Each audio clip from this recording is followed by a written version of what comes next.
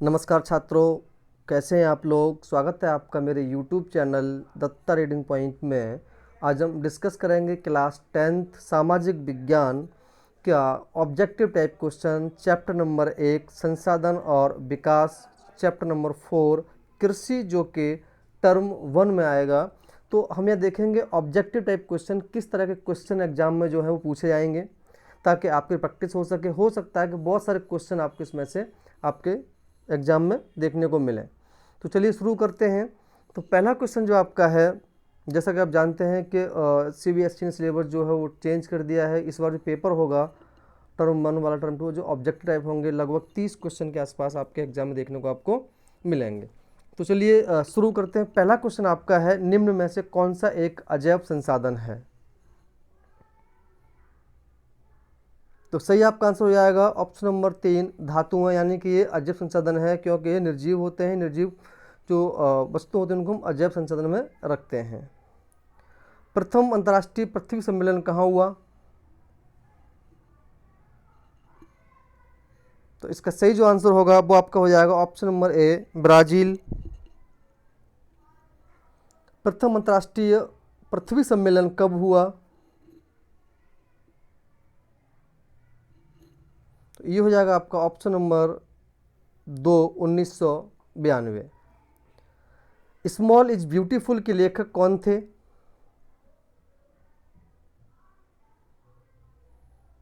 तो ये थे आपके सुमेसर। ये स्टेटमेंट किसकी है, किसने कहा था कि हमारे पास पेट भरने के लिए संसाधन है, पेटी भरने के लिए नहीं। तो ये स्टेटमेंट थी महात्मा गांधी जी की। निम्न में से कौन सा कथन जलोढ़ मृदा के संदर्भ में सही है। भारत के लगभग 45% पर जलोढ़ मिट्टी पाई जाती है। इस मिट्टी में पोटास की बहुलता होती है। सिंधु गंगा ब्रह्मपुत्र नदी के तंत्रों द्वारा विकसित होती है। तो यहाँ जो आंसर होगा वो आपका हो जाएगा, यानी कि ये जलोढ़ मिट्टी की सारी विशेषताएं हैं, तो ऑल ऑफ दीज हो जाएगा, सभी कथन सही हैं।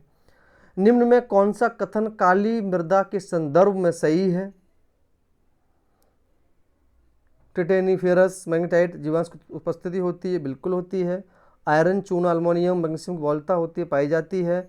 कपास की खेती के लिए सर्वाधिक उपयुक्त होती है, ये भी सही है। तो यहाँ पर भी आपके ये 4 ऑप्शन हो जाएंगे, बिल्कुल 4 ऑप्शन सही हैं। नेक्स्ट है, निम्न में से कौन सा कथन वन मृदा के संदर्भ में सही है। तो यहाँ पर भी 4 ऑप्शन आपके सही हो जाएंगे, 4 ऑप्शन सही हैं। निम्नलिखित में से कौन सा कथन लैटेराइट मृदा के संदर्भ में सही है। उच्च तापमान अधिक वर्षा वाले क्षेत्रों में विकसित होती है, बिल्कुल सही है। भारी वर्षा से अत्यधिक निस्सारण परिणाम होता है, ये भी सही है। चाय काजू के लिए उपयुक्त होती है, ये भी सही है। यानी कि यहाँ पर भी चारों आपके ऑप्शन जो है वो चारों सही हैं। निम्न में से कौन सा कथन मरुस्थलीय मृदा के संदर्भ में सही है। तो मरुस्थल में इसका रंग लाल होता है, बिल्कुल सही है। रेतीली होती है, ये भी सही है। शुष्क उच्च तापमान में वाष्प अधिक होती है, ये भी सही है। तो यहाँ पर आपका 4 ऑप्शन सही हो जाएंगे। नेक्स्ट क्वेश्चन आपका है, लौह एस किस प्रकार का संसाधन है। तो ये जो इसका आंसर हो जाएगा वो आपका हो जाएगा ऑप्शन नंबर डी अनवनीकरण। यानी ऐसे ऐसे संसाधन जिसका दोबारा से यूज नहीं किया जा सकता उसको हम बोलते हैं अनवीकरण योग्य। ज्वार ऊर्जा निम्न में से किस प्रकार का संसाधन है। तो ये हो जाएगा आपका ऑप्शन नंबर ए पुनः पूर्ति योग्य। पंजाब में भूमि निम्नीकरण का निम्नलिखित में से मुख्य कारण क्या है। तो यहाँ आपका जो आंसर होगा वो जाएगा ऑप्शन नंबर सी अधिक सिंचाई।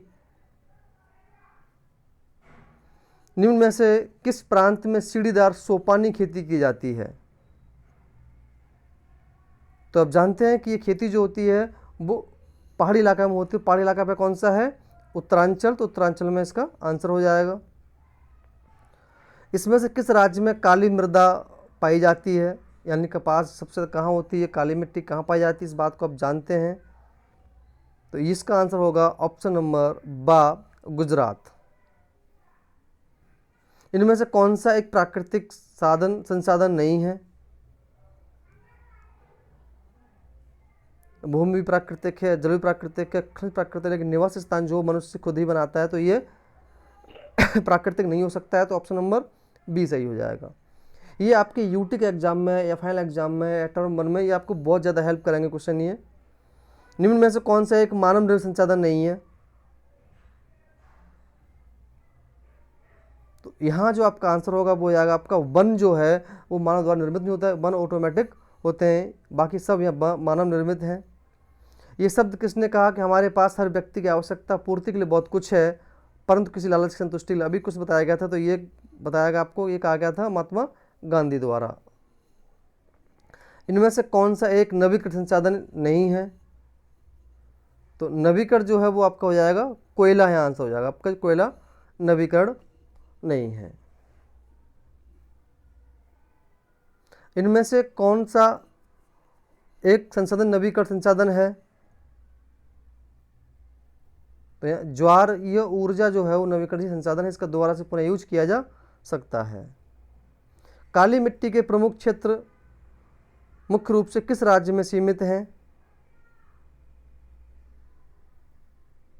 तो गुजरात यहाँ ऑप्शन नहीं है, तो यहाँ महाराष्ट्र आपका आंसर हो जाएगा। लेटराइट मिट्टी निम्नलिखित में से कौन से दो मुख्य राज्यों में पाई जाती है? लेटराइट मिट्टी तो यहाँ देखेंगे यहाँ पे केरल और तमिलनाडु, आ और द इसमें पाई जाती है लेटराइट मिट्टी, जो काजू और चाय रबड़ के लिए, चाय के लिए उपयुक्त होती है। निम्न में से कौन सी दो जलोढ़ मिट्टी विशेषताएं हैं?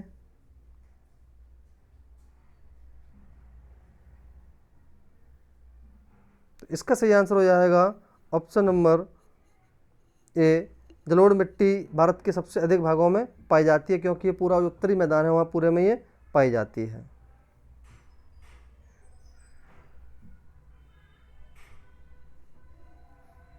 और ऑप्शन नंबर दाबी हो जाएगा क्योंकि जलोढ़ मिट्टी निरंतर रूप से नदियों से लाए गए मल मसालों रेत गाद से भी इसका बनती है। किन राज्यों में शुद्ध बोया गया क्षेत्र कुल क्षेत्रफल के 80% से अधिक है?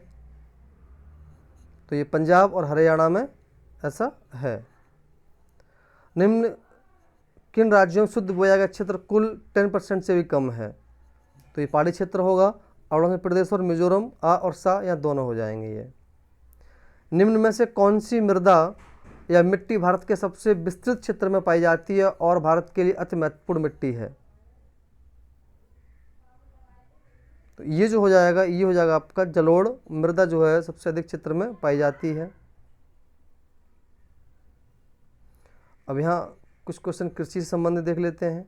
निम्न में से कौन सा उस कृषि प्रणाली को दर्शाता है जिसमें से एक ही फसल लंबे चौड़े क्षेत्र में उगाई जाती है? तो इसका जो आंसर होगा वो जाएगा आपका रोपड़ कृषि। इनमें से कौन सी रबी की फसल है? तो रबी की फसल जो होगी वो कौन सी हो जाएगी? ये आपकी हो जाएगी चने वाली फसल, यानी कि ऐसी फसलें जो अक्टूबर नवंबर में बोई जाती हैं और मार्च अप्रैल तक या मई अप्रैल तक काट ली जाती हैं, जैसे चना, गेहूँ, मटर, जौ। तो कौन सी हो जाएगी? रबी की फसल, चना की फसल। इनमें से कौन सी एक फलीदार फसल है? तो आपका सही जो आंसर हो जाएगा दालें जो होती हैं वो फलीदार हो, चाहे अरहर की दाल हो, मूंग की दाल हो, मूंग हो, अरहर हो, है ना। सरकार निम्नलिखित में से कौन सी घोषणा फसलों को सहायता देने के लिए करती है? तो ऑप्शन नंबर हो जाएगा सी, न्यूनतम सहायता मूल्य। कृषि के प्रमुख साधनों के नाम लिखिए। तो इसके यहाँ सिंचाई और जलवायु संबंधित होती है कृषि, ना कि परिवहन और बैंकिंग से। भारत की दो प्रमुख खाद्यान्न फसलें बताइए। खाद्यान्न फसलें आप जानते ही हैं, चावल हो गई और गेहूं। इनमें से कौन सी एक खरीफ फसल नहीं है? तो खरीफ फसल जो नहीं है वो कौन सी है? गेहूं की फसल ऐसी है जो खरीफ नहीं है। बाकी कपास, मक्का और ये चावल सब खरीफ की फसलें हैं। ऐसी फसलें जो जून जुलाई में बोई जाती हैं और अक्टूबर नवंबर में काट ली जाती है, खरीफ की फसलें कहलाती हैं। तो गेहूं जो है वो रबी की फसल है, बाकी सब खरीफ की फसलें हैं। इनमें से कौन सी एक रबी की फसल नहीं है? तो रबी की फसल जो है वो कौन सी है? चना जो है वो रबी की फसल नहीं है, बाकी सब रबी की फसलें, गेहूँ, जौ और चना। तो चावल जो है, चावल रबी की फसल नहीं है, चावल जो खरीफ की फसल है। निम्न में से कौन सी दो नकदी फसलें हैं? तो नकदी फसलें होती हैं आपकी कपास और रबड़, ये आपकी नकदी फसलें हैं। भारत में चावल पैदा करने वाले कौन से दो राज्य हैं? आप जानते हैं इसको, तो ये आपको हो जाएगा उत्तर प्रदेश और ये आंध्र प्रदेश। देश के गन्ना उत्पादक दो राज्यों के नाम लिखिए। तो यहाँ ऑप्शन महाराष्ट्र है और कर्नाटक है, बाकी उत्तर प्रदेश और तमिलनाडु भी है। महाराष्ट्र के किस प्रकार की मिट्टी पाई जाती है? अभी बताया गया था आपको कि महाराष्ट्र में काली मिट्टी पाई जाती है। इनमें से कौन सा एक राज्य में कहवा नहीं पाया जाता है? तो पश्चिम बंगाल एक ऐसा राज्य जहाँ पर कहवा की कृषि नहीं होती है। इनमें से किस एक राज्य में रबड़ उत्पादन होता है? तो रबड़ उत्पादन में सबसे आगे केरल है।